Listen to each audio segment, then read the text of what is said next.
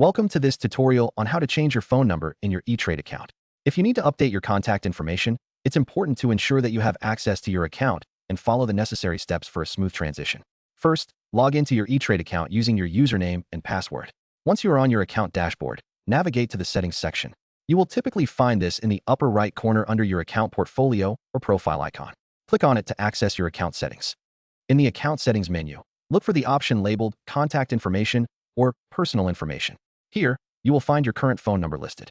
Click on the Edit button next to your phone number to start the process of updating it. Enter your new phone number and make sure to double-check it for accuracy. After you have made the change, save your settings. To confirm that your new phone number has been successfully updated, you may receive a verification code via text message.